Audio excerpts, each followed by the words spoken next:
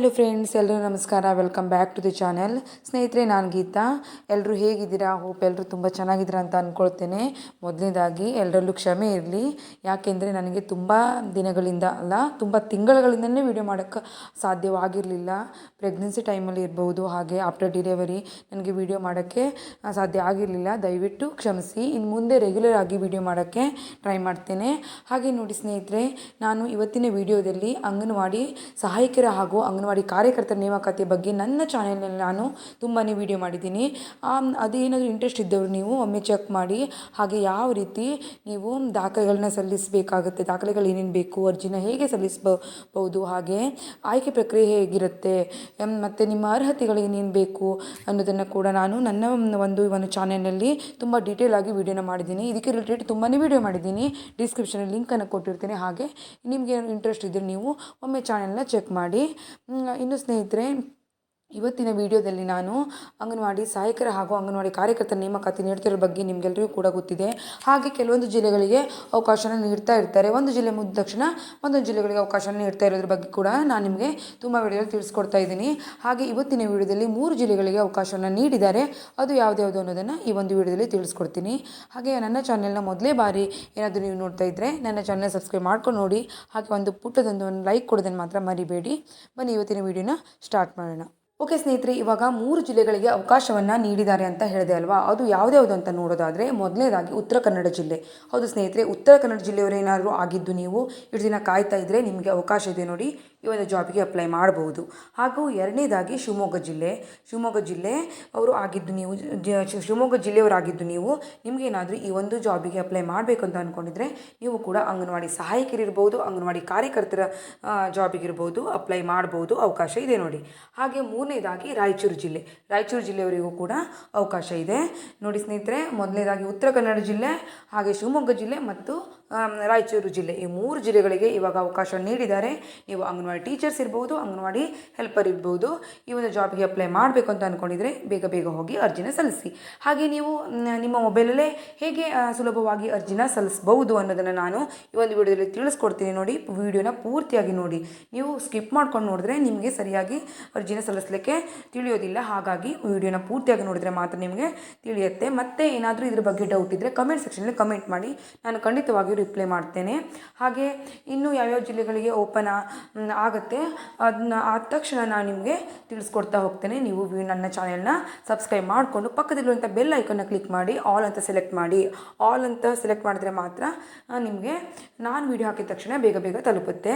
ಹಾಗೆ ಸ್ನೇಹಿತರೆ, ನಿಮ್ಮ ಸಪೋರ್ಟ್ ನಮಗೆ ತುಂಬಾ ಅವಶ್ಯಕ. ಇದೇ ರೀತಿ ಸಪೋರ್ಟ್ ಮಾಡಿ. ಹಾಗೆ ಈ ಒಂದು ವಿಡಿಯೋನ ಎಲ್ರಿಗೂ, ಫ್ರೆಂಡ್ಸ್ ಫ್ಯಾಮಿಲಿ ಎಲ್ರಿಗೂ ಶೇರ್ ಮಾಡಿ.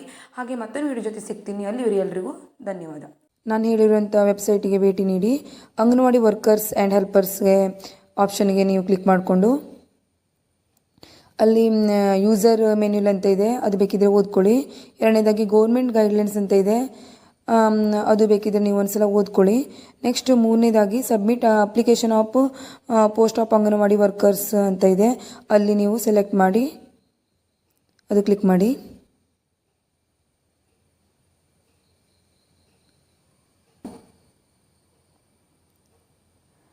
ನೀವು ಜಿಲ್ಲೆನ ಆಯ್ಕೆ ಮಾಡಿ. ನಾನು ಉತ್ತರ ಕನ್ನಡ ಆಯ್ಕೆ ಮಾಡಿದ್ದೀನಿ. ನೆಕ್ಸ್ಟು ತಾಲೂಕು ಯಾವುದಂತ ಆಯ್ಕೆ ಮಾಡಿ. ತಾಲೂಕು ಸೆಲೆಕ್ಟ್ ಮಾಡಿದ ನಂತರ ಮೂರನೇದಾಗಿ ಅಧಿಸೂಚನೆ ಸಂಖ್ಯೆ ಅಂತ ಉಂಟು ನೋಡಿ, ಅಲ್ಲಿ ಕ್ಲಿಕ್ ಮಾಡಿದಾಗ ನಿಮಗೆ 2 ಆಪ್ಷನ್ ಬರುತ್ತೆ. ಒಂದನೇದು ಅಂಗನವಾಡಿ ಕಾರ್ಯಕರ್ತರದ್ದು, ಎರಡನೇದು ಅಂಗನವಾಡಿ ಸಹಾಯಕರದ್ದು. ನೀವು ಯಾವುದಕ್ಕೆ ಅಪ್ಲೈ ಮಾಡಬೇಕು ಅಂತಂದ್ರೆ ಅಲ್ಲಿ ಅದನ್ನು ಸೆಲೆಕ್ಟ್ ಮಾಡ್ಕೊಳ್ಳಿ. ನೆಕ್ಸ್ಟು ನಿಮ್ದು ಯಾವ ಜಾತಿ, ಪರಿಶಿಷ್ಟ ಜಾತಿ ಆಗಿದ್ರೆ ಅದು, ಪರಿಶಿಷ್ಟ ಪಂಗಡ ಆಗಿದ್ರೆ ಅದು ಸೆಲೆಕ್ಟ್ ಮಾಡಿ, ಇಲ್ಲಾಂದರೆ ಅದರ್ಸ್ ಅಂತ ಸೆಲೆಕ್ಟ್ ಮಾಡಿ ನೀವು ಸಬ್ಮಿಟ್ ಮಾಡಿದ್ರೆ ಆಯಿತು.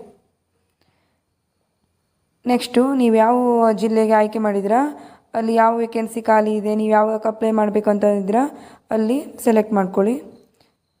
ನಾನು ಅಮ್ದಳ್ಳಿ ಅಂತ ಸೆಲೆಕ್ಟ್ ಮಾಡಿದ್ದೀನಿ. ನೆಕ್ಸ್ಟ್ ನೋಡಿ, ನೀವು ನಿಮ್ಮ ಹೆಸರನ್ನು ಟೈಪ್ ಮಾಡಬೇಕು, ಪೂರ್ಣ ಹೆಸರನ್ನು ಟೈಪ್ ಮಾಡಬೇಕು. ಅದಾದ ನಂತರ ನೀವು ಡೇಟ್ ಆಫ್ ಬರ್ತನ್ನು ಸೆಲೆಕ್ಟ್ ಮಾಡಬೇಕು.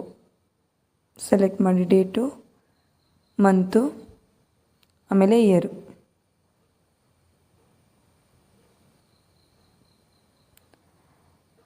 ಅದಾದ ನಂತರ ನಿಮ್ಮದು ಸ್ತ್ರೀನ ಮಂಗಳ ಮುಕ್ಳಿನ ಸೆಲೆಕ್ಟ್ ಮಾಡಿ. ಕನ್ನಡ ಪ್ರಥಮ ಭಾಷೆ ಆಗಿದ್ದರೆ ಅದನ್ನ ಸೆಲೆಕ್ಟ್ ಮಾಡಿ. ಆನಂತರ ದ್ವಿತೀಯ ಭಾಷೆ ಆಗಿದ್ದರೆ ಅಲ್ಲಿ ಕ್ಲಿಕ್ ಮಾಡಬೇಕು. ತಾಯಿ ಹೆಸರನ್ನು ಟೈಪ್ ಮಾಡಿ. ನಾನಿಲ್ಲಿ ಸೀತಾ ಅಂತ ಟೈಪ್ ಮಾಡಿದ್ದೀನಿ. ನೀವು ನಿಮ್ಮ ತಾಯಿ ಹೆಸರನ್ನು ಟೈಪ್ ಮಾಡ್ಬೋದು. ಹಾಗೆ ಅದ್ರ ಕೆಳಗಡೆ ತಂದೆ ಹೆಸರು ಅಂತ ಇದೆ ನೋಡಿ, ಅಲ್ಲಿ ನಿಮ್ಮ ತಂದೆ ಹೆಸರನ್ನು ನೀವು ಟೈಪ್ ಮಾಡಿ. ಇನ್ನು ನೆಕ್ಸ್ಟು ನಿಮ್ಮ ಮದುವೆ ಆಗಿದ್ದರೆ ನೀವು ಎಸ್ ಅಂತ ಕ್ಲಿಕ್ ಮಾಡಬೇಕು. ಹಾಗೆ ಮದುವೆ ಆಗಲಿಲ್ಲ ಅಂದರೆ ನೋ ಅಂತ ಕ್ಲಿಕ್ ಮಾಡಿ. ನಾನಿಲ್ಲಿ ಸಂಗಾತಿ ಹೆಸರು ಸಂತೋಷ್ ಅಂತ ಟೈಪ್ ಮಾಡ್ತಾಯಿದ್ದೀನಿ. ನೀವು ಯಾವುದು ಅಂತ ಅಲ್ಲಿ ಟೈಪ್ ಮಾಡಿ. ಆಮೇಲೆ ನೆಕ್ಸ್ಟು ದ್ವಿತೀಯ PUC ಪರೀಕ್ಷೆಯಲ್ಲಿ ನೋಂದಣಿ ಸಂಖ್ಯೆ ಅಂದರೆ ಮಾರ್ಕ್ಸ್ ಕಾರ್ಡ್ ರಿಜಿಸ್ಟರ್ ನಂಬರ್ ಇರುತ್ತಲ್ಲ, ಅದನ್ನಲ್ಲಿ ಟೈಪ್ ಮಾಡಬೇಕಾಗುತ್ತೆ. ಅದಾದ ನಂತರ ನಿಮ್ದು ಯಾವುದಂತ ನೀವು ಟೈಪ್ ಮಾಡಿ. ಅದಾದ ನಂತರ ನೋಡಿ ನೆಕ್ಸ್ಟು ದ್ವಿತೀಯ PUC ಪರೀಕ್ಷೆಯಲ್ಲಿ ಪಡೆದಂಥ ಅಂಕ ಅಂದರೆ ನೀವು ಟೋಟಲ್ ಎಷ್ಟು ಮಾರ್ಕ್ಸನ್ನು ಪಡೆದಿದ್ದೀರಾ ಅದನ್ನು ಅಲ್ಲಿ ಟೈಪ್ ಮಾಡಬೇಕು. ಇನ್ನು ಅದಕ್ಕೆ ಕೆಳಗಡೆ ಒಂದು ಉಂಟು ನೋಡಿ, ದ್ವಿತೀಯ PUC ಪರೀಕ್ಷೆಯಲ್ಲಿ ನಿಗದಿಪಡಿಸಿದ ಗರಿಷ್ಠ ಅಂಕ. ಇಲ್ಲಿ 600 ಅಂತ ಟೈಪ್ ಮಾಡಿದ್ದೀನಿ, ಅಂದರೆ ಟೋಟಲ್ ಎಷ್ಟು ಮಾರ್ಕ್ಸಿಗೆ ಅಂತ. ನಂತರ ನಿಮಗೆ ಅಲ್ಲಿ ಎಷ್ಟು % ಅಂತ ಬರುತ್ತದಾಗಿ. ನೆಕ್ಸ್ಟ್ ನೀವು ನಿಮ್ಮ ವಿಳಾಸವನ್ನು ಯಾವುದಂತ ಟೈಪ್ ಮಾಡಿ. ನಿಮ್ಮ ಜಿಲ್ಲೆನ ಆಯ್ಕೆ ಮಾಡ್ಕೊಳ್ಳಿ. ನೆಕ್ಸ್ಟು ನಿಮ್ಮ ತಾಲೂಕನ್ನು ಯಾವುದಂತ ಆಯ್ಕೆ ಮಾಡಿ. ನೆಕ್ಸ್ಟ್ ಪಿನ್ ಕೋಡನ್ನು ಟೈಪ್ ಮಾಡಿ. ಆಮೇಲೆ ಮೊಬೈಲ್ ಸಂಖ್ಯೆಯನ್ನು ಟೈಪ್ ಮಾಡಿ. ಅದಾದ ನಂತರ ನೀವು ಇಮೇಲ್ ID-ಯನ್ನು ಅಲ್ಲಿ ಟೈಪ್ ಮಾಡಬೇಕಾಗತ್ತೆ. ಇಲ್ದಿದ್ದವ್ರು ಮೊದಲು ನಿಮ್ಮ ಇಮೇಲ್ ID-ನ ಕ್ರಿಯೇಟ್ ಮಾಡಿ ಇಡಬೇಕು. ಆಮೇಲೆ ವಾಸ್ತವ್ಯ ಪ್ರಮಾಣ ಪತ್ರದ RD ನಂಬರನ್ನು ಅಲ್ಲಿ ಟೈಪ್ ಮಾಡಬೇಕು. ವಿಧೇಯರು ಅಥವಾ ಅಂಗವಿಕಲರಾಗಿದ್ದರೆ ಅಲ್ಲಿ ನೀವು ಸೆಲೆಕ್ಟ್ ಮಾಡಬೇಕು. ಹಾಗೆ ಪ್ರಿವ್ಯೂ ಅಂತ ಸೆಲೆಕ್ಟ್ ಮಾಡಿದ್ರೆ ಆಯ್ತು. ಇಲ್ಲಿ ನೀವು ಫಿಲ್ ಮಾಡಿರೋ ಅಪ್ಲಿಕೇಶನ್ ಒಂದ್ಸಲ ಬೇಕಿದ್ರೆ ಓದ್ಕೊಳ್ಳಿ, ತಪ್ಪಿದ್ರೆ ಸರಿ ಮಾಡ್ಕೊಳ್ಳಿ. ಆಮೇಲೆ ಕ್ಯಾಪ್ಚಾನ ಎಂಟ್ರಿ ಮಾಡಿ ಸೇವ್ ಚೇಂಜಸ್ ಅಂತ ಕ್ಲಿಕ್ ಮಾಡಿದ್ರೆ ಆಯಿತು.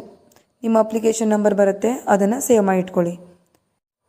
ಆಮೇಲೆ ಹೋಮಿಗೆ ಹೋಗಿ ಅಲ್ಲಿ ಫೋಟೋ ಆ್ಯಂಡ್ ಸಿಗ್ನೇಚರನ್ನು ಅಪ್ಲೋಡ್ನ ಸೆಲೆಕ್ಟ್ ಮಾಡಿ ಅಪ್ಲಿಕೇಶನ್ ನಂಬರ್ನ ಕಾಪಿ ಮಾಡಿದ್ದನ್ನು ಅಲ್ಲಿ ಎಂಟರ್ ಮಾಡಿ ಡೇಟ್ ಆಫ್ ಬರ್ತನ್ನು ಸೆಲೆಕ್ಟ್ ಮಾಡಿ ನೀವು ಸಬ್ಮಿಟ್ ಕೊಟ್ಟರೆ ಆಯಿತು.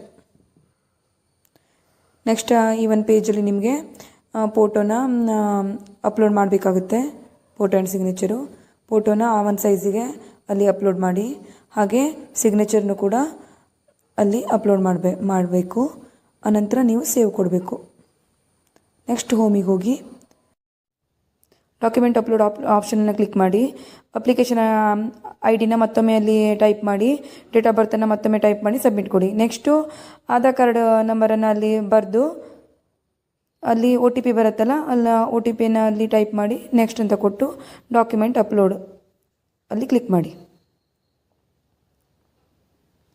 ಆಮೇಲೆ ನೀವು ಚೂಸ್ ಫೈಲ್ ಅಲ್ಲಿ ಕ್ಲಿಕ್ ಮಾಡಿ ನಿಮ್ಮ ಫೈಲನ್ನು, ನಿಮ್ಮ ಡಾಕ್ಯುಮೆಂಟನ್ನು ಅಲ್ಲಿ ಅಪ್ಲೋಡ್ ಮಾಡಿ. ಈ PDF-ಅನ್ನು ಬೇಕಿದ್ರೆ ಕ್ಲಿಕ್ ಮಾಡಿಕೊಂಡು ಒಮ್ಮೆ ಚೆಕ್ ಮಾಡ್ಕೊಳ್ಳಿ. ಇಲ್ಲಾಂದರೆ ಪ್ರೊಸೀಡ್ ಟು ಸೈನ್ ಅಂತ ಕ್ಲಿಕ್ ಮಾಡಿ ಓಕೆ ಅಂತ ಕ್ಲಿಕ್ ಮಾಡಿ. ಆಮೇಲೆ ಈ ಥರ ಪೇಜ್ ಬರುತ್ತೆ. ಈ ಪೇಜಿನ ಕೊನೆಗೆ ಚೆಕ್ ಬಾಕ್ಸನ್ನು ಕ್ಲಿಕ್ ಮಾಡಿ. ನೆಕ್ಸ್ಟ್ ಆಧಾರ್ ಕಾರ್ಡ್ ನಂಬರನ್ನು ಟೈಪ್ ಮಾಡಿ OTPನ ಟೈಪ್ ಮಾಡಿ ನಿಮ್ಮ ಅಪ್ಲಿಕೇಶನ್ ಸಬ್ಮಿಟ್ ಆಗುತ್ತೆ.